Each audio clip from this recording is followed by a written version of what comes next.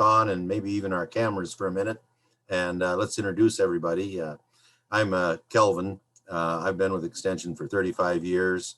Started off in Franklin County, spent 5 years there, then 5 years in Hamilton County, the last 25 or so over here in Hardin County in the Iowa Falls office. Work in the area of farm management, so it deals with grain marketing, livestock marketing, deals with estate planning, beginning farmers, retirement planning, and farm programs, crop insurance, and a host of other things.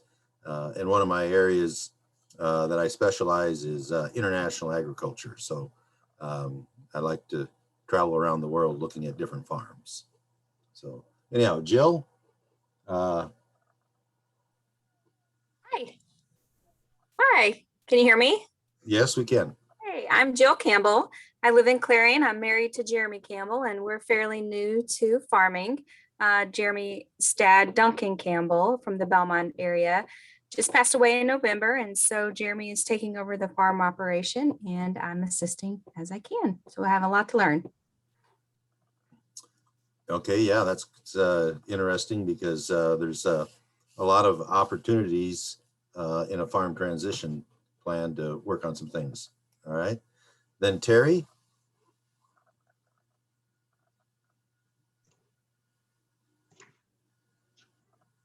Hello, I'm Terry Avery and I'm from Rowan. I'm actually Missy's neighbor, just live a couple miles from her. And I've been a crop insurance agent for 20 years. And we live on an acreage and ride horses and snowmobile and just that kind of stuff. All right, Ashley.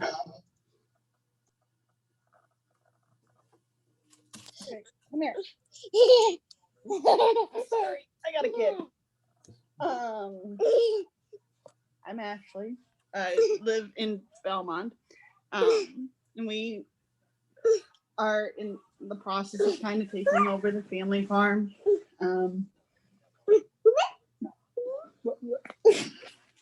Okay, you need to leave. Oh no, he doesn't need to leave. Yeah, he does. He thinks he's the star of the show. Couple crazy kids.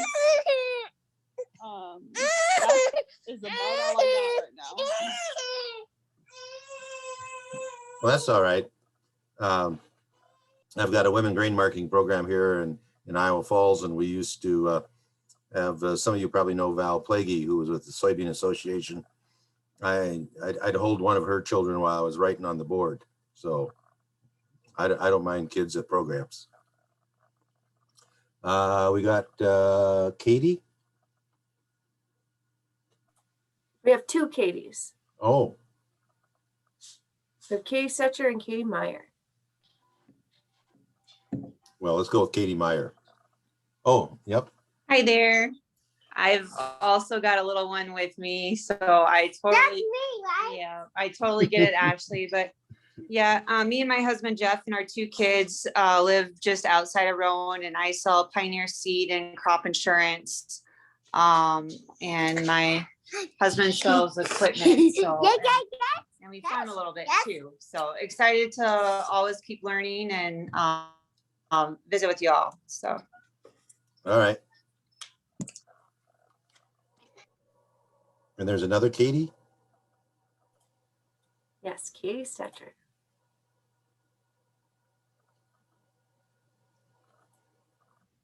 She was on. Maybe I can say I don't see her.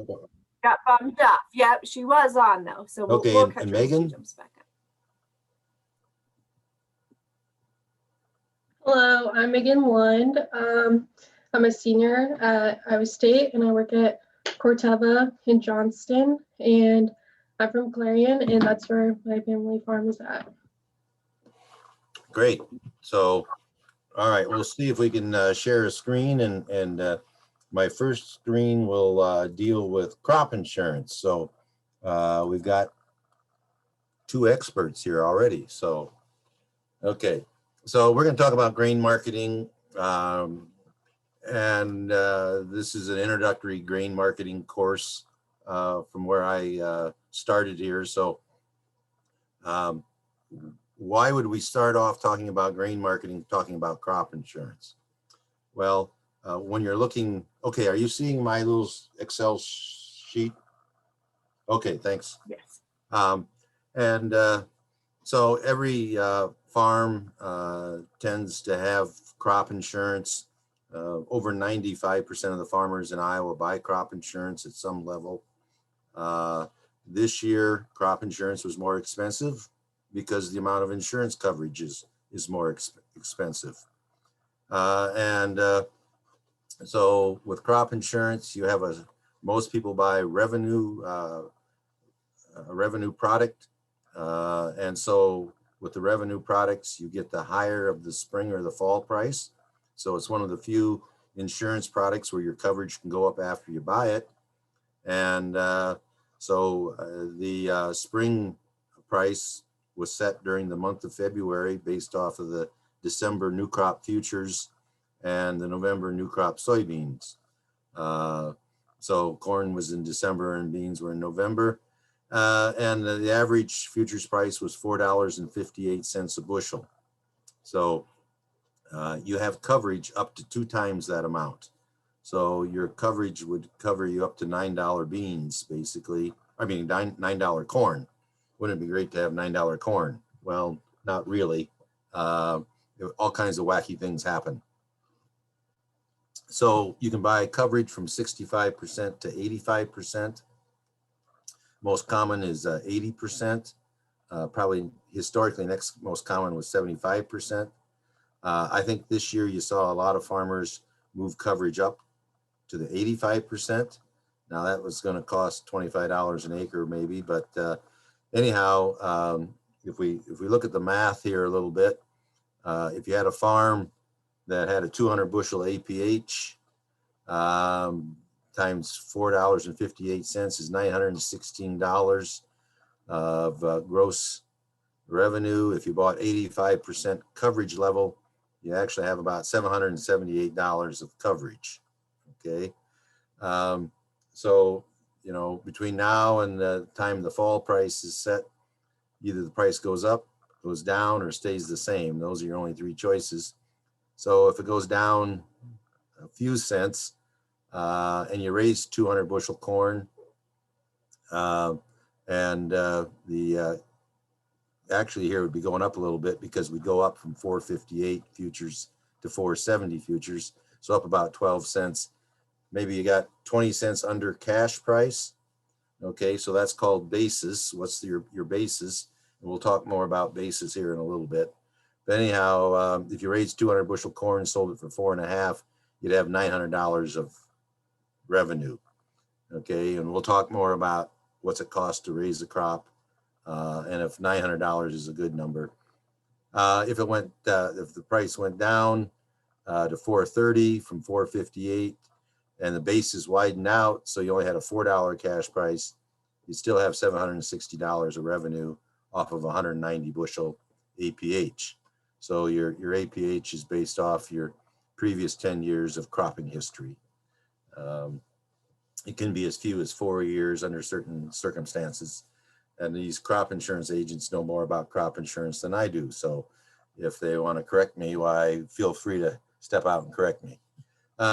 But anyhow, with revenue assurance, you can collect because of declining yield or because of declining price or a combination of the two. Anyhow, if the futures price dropped to 430 and you had 190 bushel actual yield compared to your APH yield of 190, you'd end up with a $45 crop insurance check. If you had a 200 bushel APH and the fall price went up to $5, then you'd actually have $1,000 of gross insurance. At the 85% level would be $850 of coverage. If you were only raised 150 bushel, suppose we had a 30-cent under basis, you'd end up with $705 from the marketplace, from the bushels you actually raised, but you'd probably end up with a $200 and some crop insurance check, which would get you to $917. And you'd also end up with a PLC payment or possibly an ARC county payment. So we'll talk about government programs in a minute too. So you're starting off saying, okay, why would I buy revenue insurance in the first place? Well, the reason I would buy revenue insurance is to forward contract or forward price some of those bushels. And so how many bushels would you feel comfortable forward pricing? Well, again, if you had a 200 bushel APH and 85% coverage, while you're looking at 170 bushels that in theory you could forward contract. If you didn't raise them, you only raised 150 and you had to buy those 20 bushels back, you would be paid by the crop insurance company to buy those bushels back. So that's what's mitigating your risk. And so if you take a look at some costs of raising a crop without rent, you might be anywhere from $425 to $500 an acre in your costs of your inputs and your machinery and your labor. And so if you subtract that from your gross revenue, you know, you might end up with $400 left over. And Missy, if you can make $400, you're going to feel pretty happy about covering family living expense. So if you had $250 rent, out of that $400, you'd have $150 of net profit per acre, which basically, when you look at these kinds of numbers, you can see that for 2021, at high insurance coverage levels, you've taken all the risk out of farming. You can't lose money this year. Now, things go wacky when you can't lose money. All right. So what do you think is going to be the outcome of 2021 when we have this kind of insurance coverage? Well, you're going to go out and bid up rents. And so we would expect in 2022 for inputs to cost more, and we're already seeing fertilizer start to increase. We're seeing machinery costs start to increase, but we're certainly going to see rents increase for the 22 cropping year. All right, does that make sense? All right, so the idea being, when you put together a marketing plan, how many bushels do you have insured? And are you going to market those bushels ahead of time before you actually raise them? Okay. There's also this year opportunity to do a couple other things. You can buy SCO, supplemental coverage option, which is a county-based plan. And so if you didn't buy my 85% RA, let's say you only bought 75% coverage, then you could get another 11%. 75 plus 11 would be 86%. You could get another 11% coverage based off what happened in the county. So you're looking at county yields and this same price. Okay. And then on top of that, you can stack ECO, which you can buy up to 90 or 95% of the county yields. Okay. And revenues. So I don't want to go into too in-depth. We could do a couple hours just on crop insurance for sure, but there were some other buy-ups. And then of course, there's hail, there's fire, there's wind, green snap, a whole variety of other products that are not government subsidized. So the RA and the other types of basic crop insurance are all subsidized by the government, roughly paying 50% of the premium by the taxpayers. So that's the reason we have such high participation in government programs, is that the subsidies help make them more affordable, but it also makes for the potential for them to be a source of revenue rather than just covering costs. Okay, so any questions about crop insurance? Because I'm sure that Terry or Katie could answer them. So ask tough ones. All right. Throw them in the chat box if you want to. All right. Okay. So like I said, you've actually got coverage on corn up to $9 a bushel for this year in case there was a major drought all across the Midwest and China bought a lot more corn. We could make that work. All right. Well, one of the places that a lot of people sell corn around this area is Flint Hills ethanol plant. It's a block down the street from me here, so it's not very far away. And if you take a look, you can take the futures price, subtract off, or depends on how you want to do the math. You can add on a negative number, and come up with a cash bid.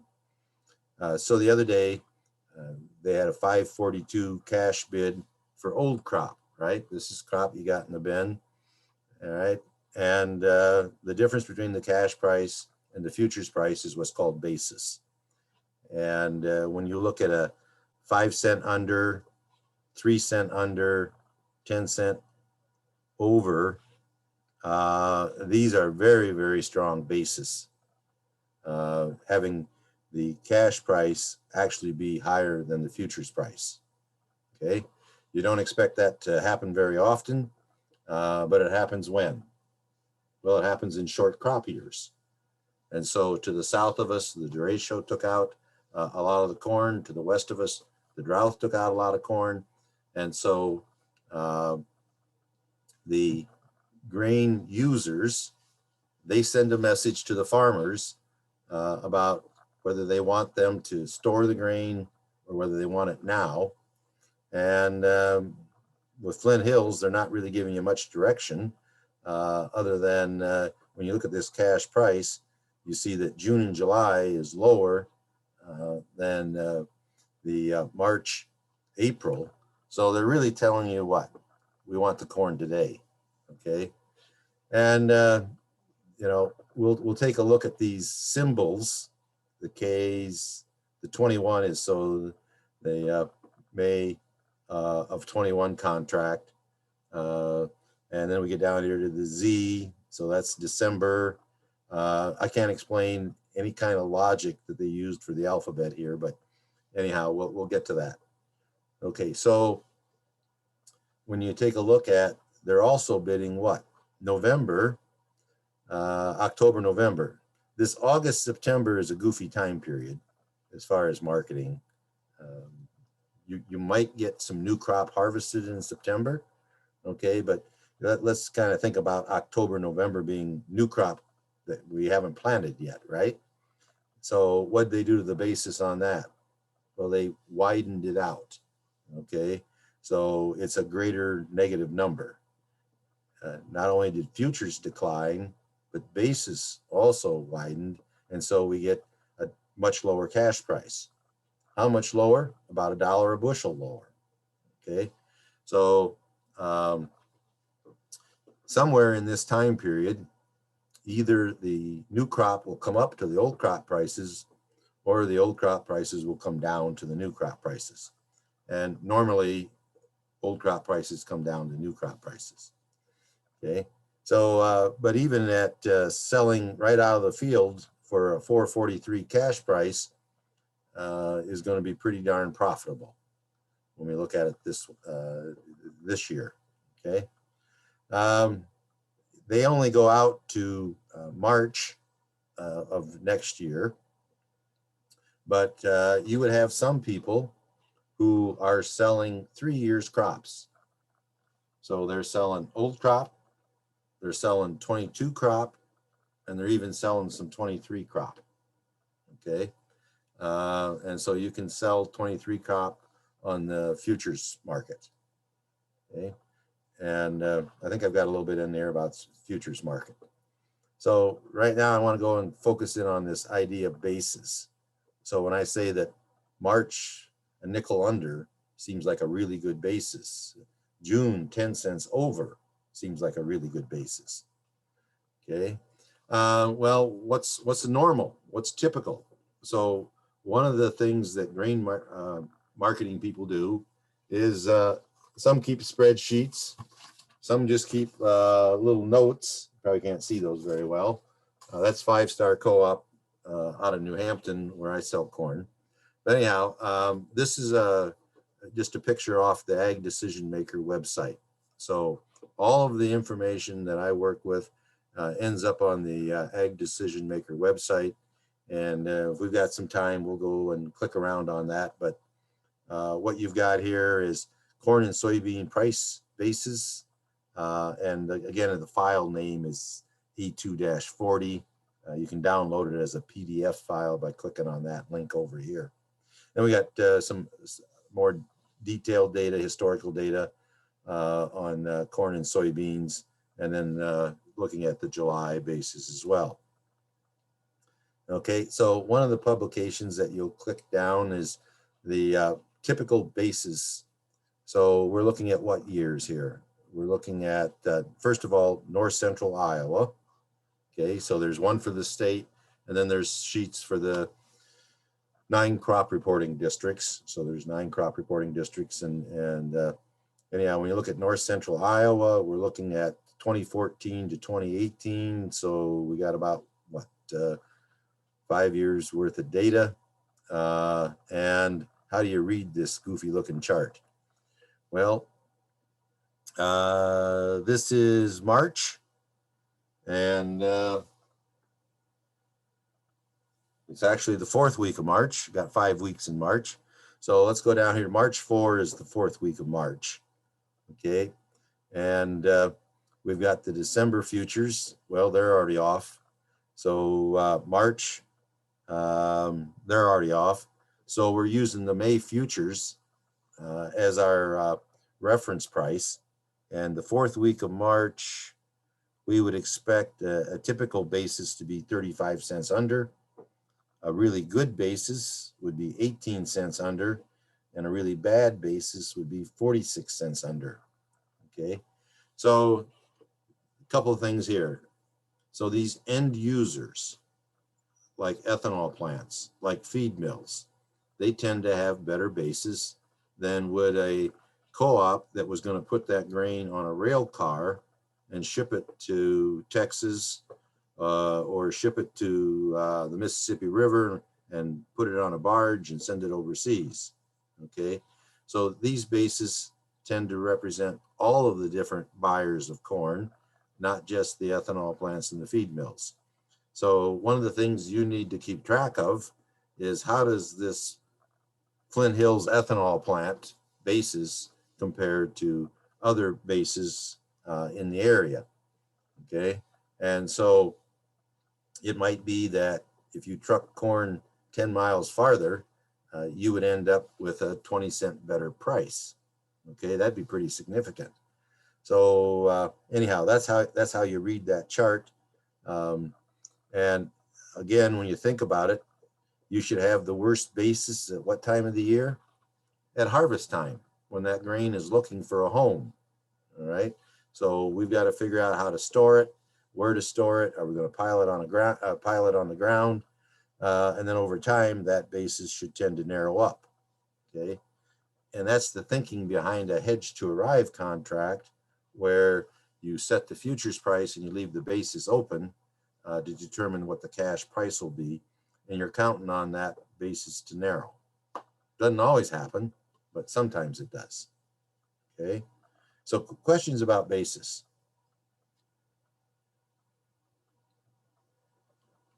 All right. Okay, here's where's this at? I don't remember. But okay, it's another ethanol plant, if I remember right. Probably says that somewhere here. I didn't write that down. Okay, so LH March, FH April. What does that mean? Well, that means last half of the month and the first half of the month. Okay, so this buyer is setting a price for the first couple weeks of the month and the second couple weeks of the month. So that's why we have a first half, last half. We don't do that for June, July, and August, but then again, back in September, we do that. And you can see that the first half has a cash price of $4.81, and the last half has a price of $4.66, because we think we're going to get some corn harvested early and maybe that will free up the market a little bit as you start looking at that price drop from old crop down to new crop. Okay. Again, 6-cent positive basis, 13-cent positive basis. Get down here to new crop, -18, -15. So take a look at different markets that you have in your area or even outside of your area, and think about that, where you deliver to. But again, generally those ethanol plants are going to pay pretty well if they're wanting to keep in production. All right, so this is my goofy alphabet. So when you look on the Chicago Mercantile Exchange, or the CBOT as it's referred to, it'll give you the different months. Okay, so Z is December. And then for soybeans, we got different letters except May and July. And so again, you can keep track of those letters. All right. Well, when we ask farmers, what does it cost you to raise a bushel of corn? They always stare at us kind of funny. Okay. Don't spend a whole lot of time calculating those numbers. So every year, Alejandro Plastina in January will crank out an estimated cost of crop production. So that's where this article comes from, is out of his data set. And he's got 3 different yield goals. This is corn following soybeans. So he's got 181, 201, and 221 bushels per acre. So we revised those up a couple of years ago because yields have been going up. All right, so then we take a look at breaking down our cost into 2 categories, fixed cost and variable costs. Well, okay, so why do we care about these numbers anyhow? Well, part of your marketing plan is to figure out what your break even is to see if you're actually selling grain with a profit or not, okay? And so this estimated budget is one of the ways for you to try to do that. All right, so we got seed. Probably most of you plant 34,000, somewhere in that neighborhood, 35,000, maybe 36,000 even. So we got $100 and some for that.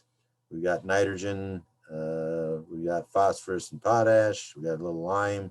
Probably don't use much lime in north central Iowa.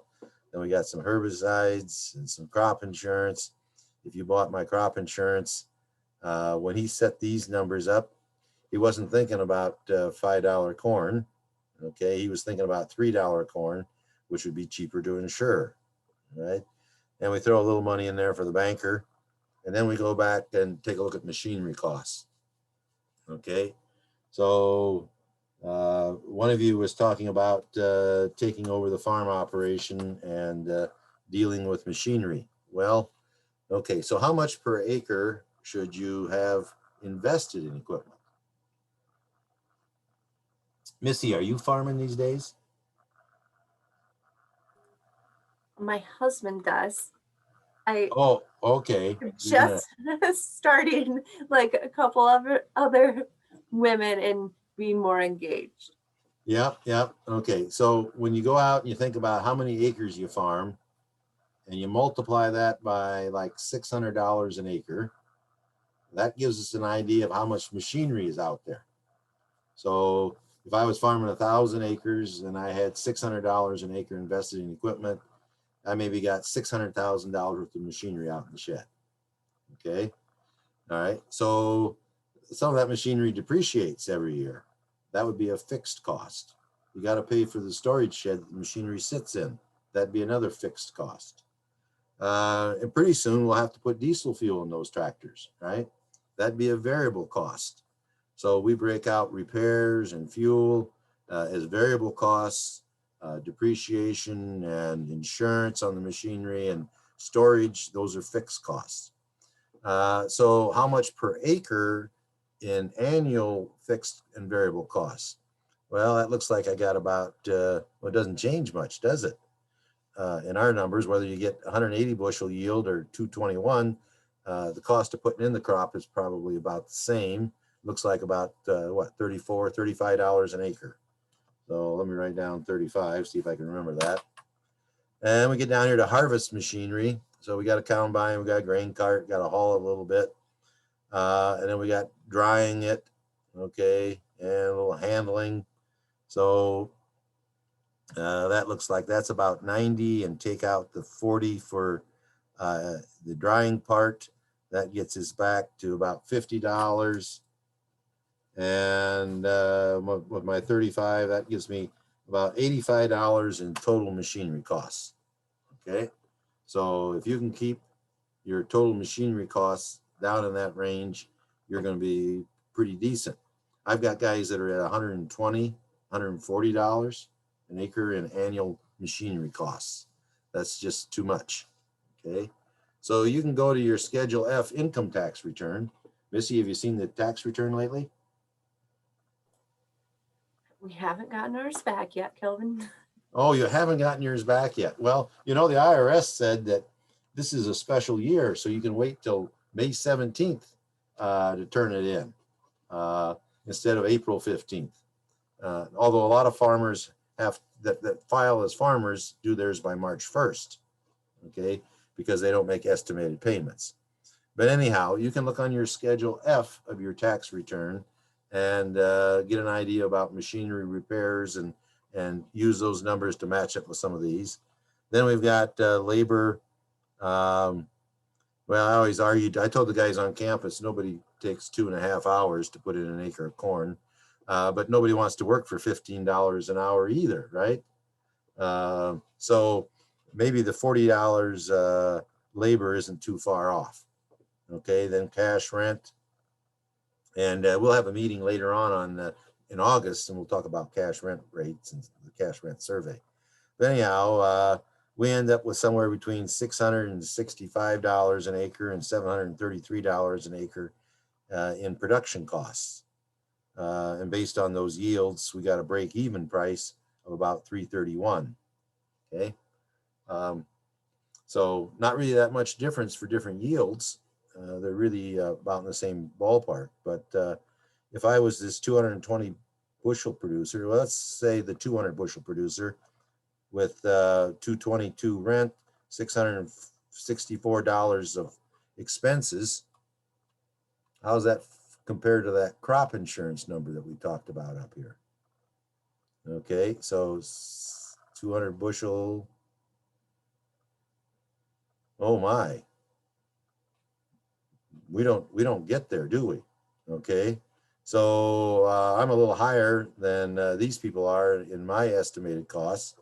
So you guys are going to be even more profitable if you could produce for what Alejandro farms for on paper. Okay, all right. Questions or comments about calculating an expected break-even price? So when I think about my marketing plan, I'm thinking about how much insurance coverage do I have as far as yield and price? What's my estimated cost of production? And then I can start thinking about a marketing plan. Here looks like soybeans. And again, a little less machinery costs, $50 an acre in seed, roughly. I guess we didn't buy all the traits. Don't have any nitrogen fertilizer. You go down through the numbers and you come up with about $500. So we must have had about $278 worth of inputs and $222 of rent to come up with that number. But I got a break even of what? $9 a bushel. And I think I can probably sell new crop beans for close to $11 a bushel. So again, it's going to be easy to make money in 2021. All right. Well, I've been talking about these marketing plans. So you have a template.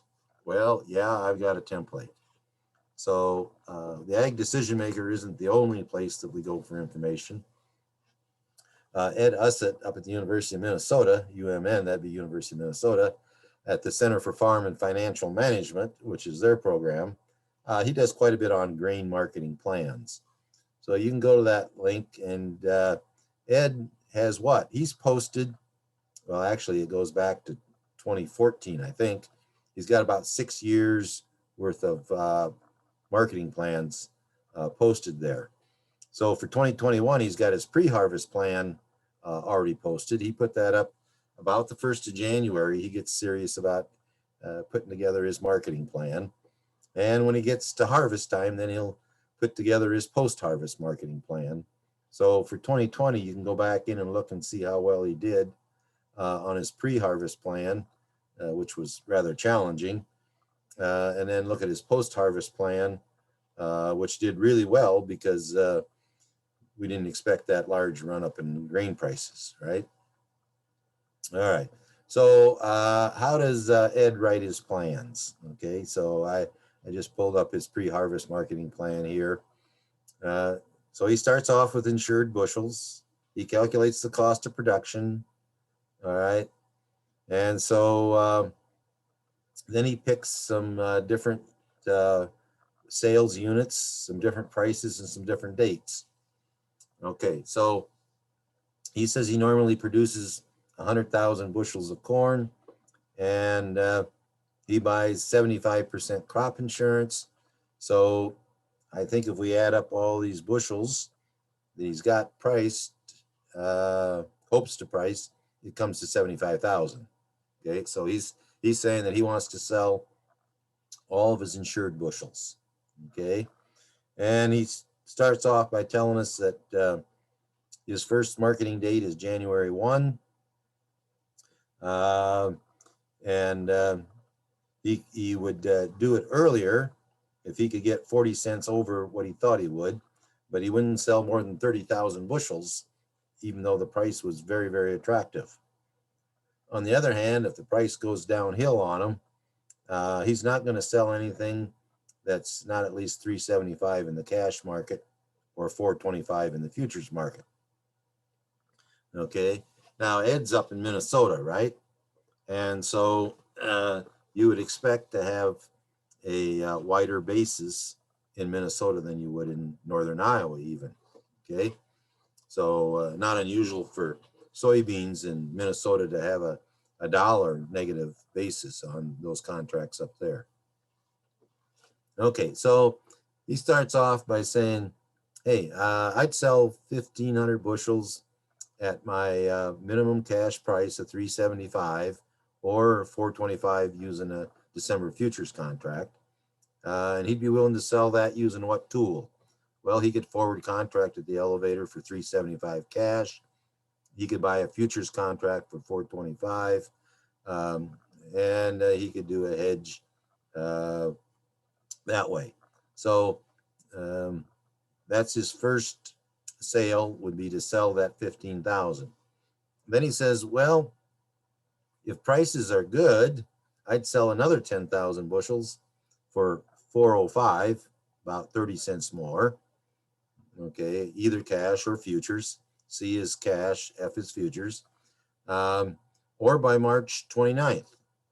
Okay, and he's not sure what tool he would use, but so he just puts down to be determined at that time. Then he says by April 27th, he wants to sell another 15,000 bushels. By May 26th, he wants to sell another 10,000. June 10th, another 15, and he wants to be done marketing by June 24th. Okay. So I don't know if those are full moon dates or where Ed got his dates from this time. I know at one time he did use full moons, but anyhow, what he's doing is he's ratcheting up his price, and he's got some sell dates, okay? And he's got a minimum price, okay? So the thing to keep in mind about Ed's marketing plan is if it's March 29th and the price of corn is $4.35 cash, he will have what? He'll have sold this contract, and these contracts, okay? Even though it's only March 29th, he achieved his price target, so he'll go ahead and forward sell. Okay, On the other hand, if he gets to March 29th and the cash price is $4, is he going to sell that 10,000 bushels? Well, is it above his minimum price? Yep, his minimum price was $3.75 cash. So $4 is above his minimum price here. So he's going to turn around and sell those 10,000 bushels. Then he's going to wait till April 27th, make another decision. Okay. All right. So again, if corn went to $5, he would have what? He would have sold all of these. Okay. Didn't matter what the date was. If it reached his pricing target, he would sell all of those bushels whenever that was. He gets out here to May 26th. Corn is only $4 a bushel cash. He's going to do what? Is it above his minimum price? Yep. So he's going to sell those bushels on May 26th. So it's either a price or a date trigger, whichever comes first. And so you can go back and you can look at Ed's marketing plans, and he's got a template there. You can plug in your own numbers. Again, doesn't necessarily have any decision made about what that pricing tool is that he's going to use. You know, if he could find an ethanol plant that had a 30-cent under basis, that would give him, instead of 485 futures, that'd give him a 455 cash. Why he would go with the contract with the ethanol plant with cash. If the basis is wider than let's see here, 50 cents, yes, 50 cents, why he's probably going to go with the board and sell on the board, and then hope that the basis narrows up later on and convert it from a board sale to a contract with a end user. Okay, so if this is the first time that you've seen Ed's marketing strategy, it's probably a little confusing, but do we have any questions? Yeah, we're not overwhelmed with questions, are we, Missy? They're going easy on you tonight, Kelvin. Well, all right. So, you know, the idea being is that if you're starting without much experience, we got a lot of new vocabulary. We got some new concepts. And so you should only expect to pick up a couple of things as you kind of go through this, but hopefully you feel more confident in talking to your significant other about what's happening with the grain marketing plan that you've got in place. So the first question is to ask your significant other, do you have a grain marketing plan? And is it written? Okay, because they all tell you they got a plan. It's all up here, yep. Well, okay, so what Ed doesn't do is if he gets out here and the corn price goes to 480, does he go out and raise these prices? Nope. Okay, but most of us do that. There's a tendency that if you think, well, when corn gets to 4.5, I'll sell it. Corn rallies up to 446. What do? You call the elevator and say, oh, I got this offer in at 450. I want to raise that to 465. Okay. And so Ed's plan says, no, we're not going to do that. We're going to implement either based on the price or the date and keep moving forward. Okay. Here's a post-harvest marketing plan. Okay. So again, Ed, when he does his post-harvest marketing plan, he assumes that he didn't have anything sold pre-harvest. So he's going to take a look at what? Again, he's not going to hold any unpriced grain beyond July 1. Okay. This is his 2020 marketing plan. So all the old crop is going to be gone by July 1st. And that's because of seasonal price trends. Okay. So you can read through and see what his strategy is, but he's just looking mostly at basis and storage costs when he's looking at post-harvest marketing. Okay. All right. So the other thing that comes into play in managing risk is the farm bill. Okay. So by March 15th, you had to make your crop insurance purchase and you had to decide which farm program you wanted to go into. Most all the producers either went Arc County or they went PLC. So when you look at Wright County, you know, the ARC is a revenue, so it's both price and yield. I don't want to confuse everybody, but it's an Olympic price times an Olympic yield. So you're looking backwards at 5 years worth of data. You're throwing out the high yield. You're throwing out the low yield, which would have been 180.5. And you're doing the same thing with the prices. And so all of the prices before these 5 years were all below 370. So you get to substitute the 370, which is the effective reference price, and use that as your minimum price when you calculate the Olympic average. So the Olympic average price was $3.70. And the Olympic yield for this year was different than in the past. In the past, we would have used these NAS, National Ag Statistics Service, county yields that the government calculates. Instead, we used the crop insurance trend adjusted yields. So you can see that they're higher. And so we ended up with a higher Olympic yield. So when it comes to your government program, you take the Olympic price times the Olympic yield to give you your benchmark revenue. Then there's a 14% deductible that gets you to the net revenue guarantee. And there's a cap on Arc County of 10% of the gross revenue. So there's a $78 cap. Then you take your actual price for the marketing year times your actual county yield, which is 4 times 180 bushel. These are guesses. Okay, the yellow numbers are all guesses, which said you had $720 of revenue, which means you actually have more revenue than you have guarantee, so no payment. So most of the farms in Wright County signed up for Arc County on corn, and they also signed up for Arc County on soybeans. Okay, if you would have a $4 national marketing price and a yield below 168 bushels, you would actually get a government payment. Okay. If you drive that yield down, I think my next chart, yep. So I just guessed at that $4 marketing price.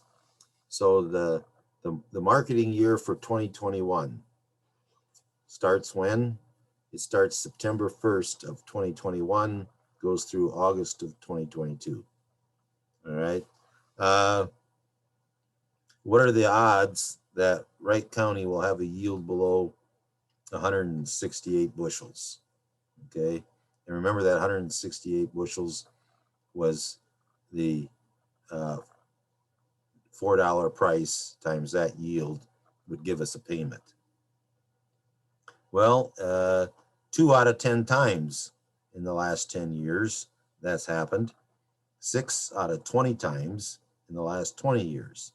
Okay. So let's suppose that we plant 93 million acres of corn in the United States. Brazil has a great winter corn crop. Poland plants some corn. China has a great crop. And ethanol prices aren't very profitable. So the ethanol plants shut down and we have the corn price drop down to, let's say, 340. Okay. Then you'd only need a yield below 197 to get a payment. And that's happened 7 out of 10 times in the last 10 years in Wright County. All right. So low prices, low yields, your government payment gives you some risk management tool to use to help protect you from that as well. Okay. All right. So if you want more information on any of this stuff, you can go to the Ag Decision Maker website, just Google Ag Decision Maker, and it'll be the first thing that pops up. And there's a bunch of webinars, there's Farm Bill information, lots of stuff. And you can even sign up. I'll put a plug in for this. Sign up for the monthly email notifications. So you'll get timely information. This last month, for example, the custom rate sheet came out. So the custom rates tell us what people are charging to do custom combining, hay baling, whatever it might be. Okay. All right. We're talking a little bit about Outlook. I don't know, Missy, how long did you want to go tonight? 9 o'clock? No. We advertised till 7:30. Okay. All right. So So would you mind if I put your email address in the chat box? So if folks do think of questions afterwards that they could reach out to you? sure. Perfect. So Chad Hart's our marketing guy. Again, you can go and click on Chad Hart's latest Ag Market Outlook. All right. Now the video they've got up here is dated February 23, so it's not really recent, but it's a pretty good idea of what's going on in the world today. If you want to know more about marketing, we've got a class online of videos. Okay, so it'll explain about futures and about options, and supply and demand, which is the Outlook stuff. Okay. Again, grain price hedging basics, so using futures, and how does that compare to a forward contract, those kinds of things. And then we've got a whole class called Commodity Challenge online. Again, Chad's done some of those. Ed Kordick with Farm Bureau has done some of those.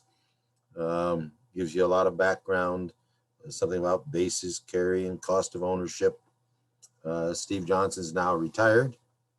Okay. And so I like to just have some worksheets for you where you could say, okay, based on what's going on today, I could sell spot or cash for, at the top of the sheet there, it told us the ethanol plant prices, or I could forward contract, or I could sell on the board. So again, think about, this is a great little sheet for you to talk to your significant other about, where would I get these prices and what are the answers to these? So, if you want something to do after you get done with our course tonight, sit down with your significant other and say, okay, what are these numbers? Okay, have them fill it out. We talked a little bit about tools, okay, and which tool is the right tool to use depends upon if the futures price you think is going to go up, if you think the basis is going to get better, or if the basis is going to get worse. So if you thought basis was going to get better and the futures price is going to go up, well, just leave that old crop corn in the bin and store it and wait. Okay. Or a delayed price contract. That's where you actually deliver the grain, so you don't have to worry about it spoiling out in your own bin. You might get paid half the value of it, but you get to set the price later on. Okay. Or a minimum price contract, where you establish a certain price that it can't go any lower, but you get to participate in the upside if the grain prices go higher. Okay, of course, the minimum price contract isn't going to be at the current time, isn't going to be the same price as a cash because there's a cost to establishing that minimum price. Okay, if you think basis is going to get worse, you could sell the basis, okay, and not establish the futures price. Okay, you could sell cash, get rid of the stuff that you got out in the bin, and then buy it back on paper. Okay, well, the IRS looks at these things a little bit different as well. Okay, if you think basis is going to get worse and you think the futures price is going to get worse, well, then dump it. Okay.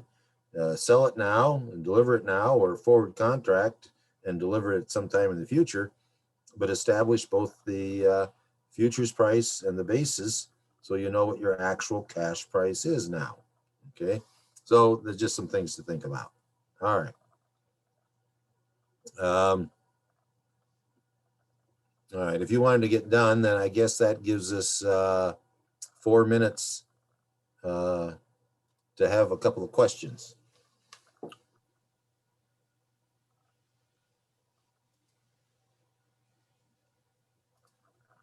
And my computer doesn't want to work right.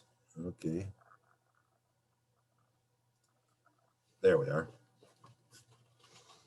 All right, so that's a quick overview of grain merchandising 101.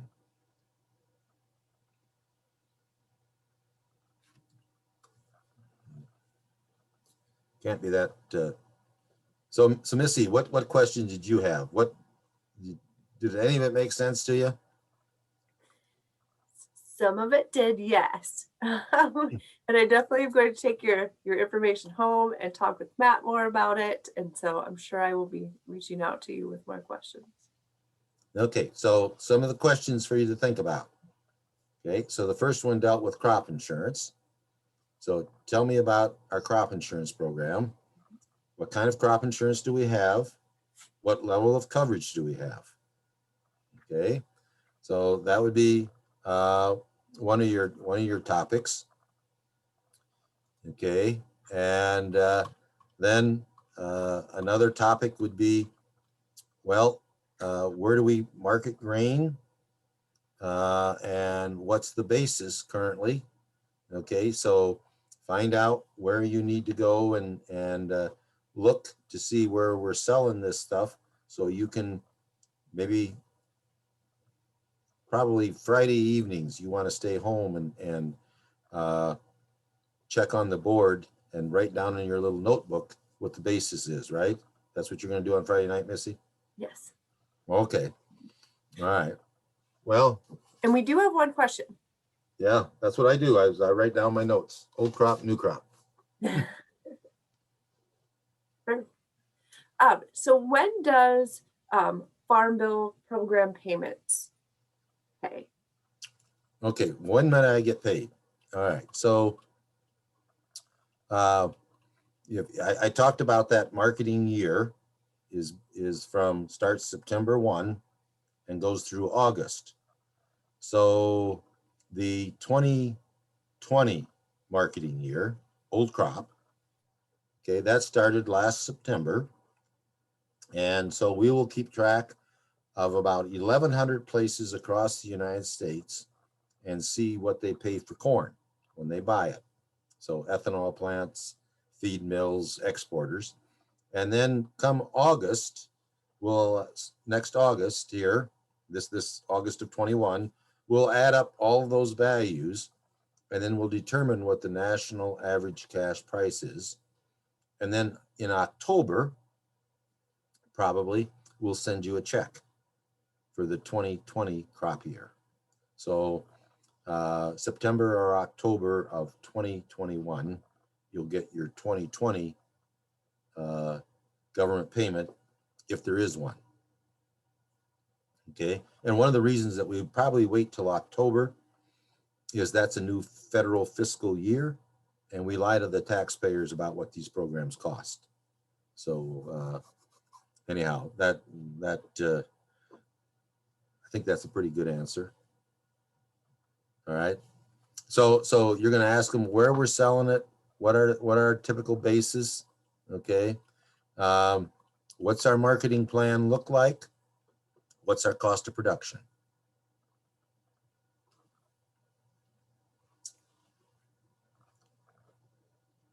So,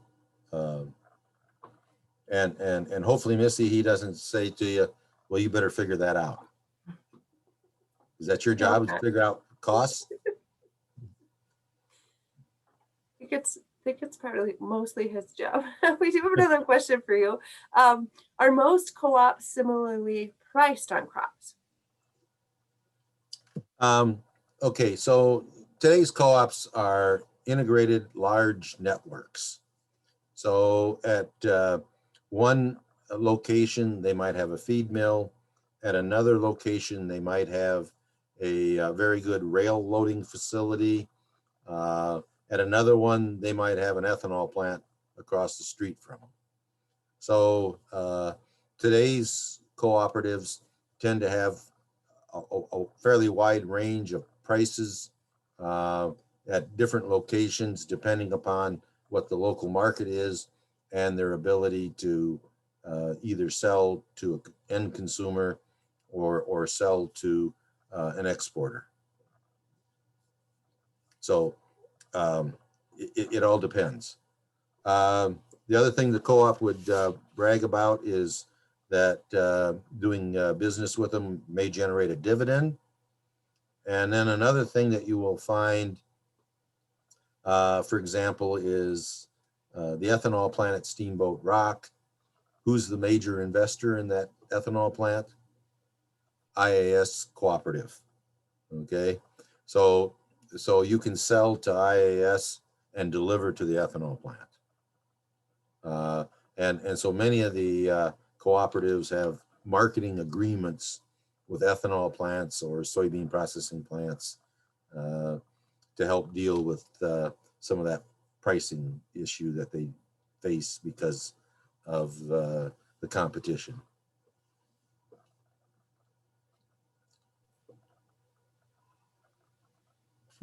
All right, so. Wonderful. Are there any other questions? I think a few of them probably dropped off to take care of those little hungry children. Yes, we had one that messaged me and said that her device battery died. So she's going to finish up on the recording too. So I'll send this out to everyone so that they can hear these great questions as well. Well, Kelvin, thank you so much for sharing your expertise. I have learned a lot and I really appreciate your time this evening. And thank you to all of the participants that have joined us this evening as well. Our next session will be at 6:30 p.m. on April 27th via Zoom, and I will send out more information on our speaker. Thanks, Missy. Thank you all. Have a great evening. Oh, so we go.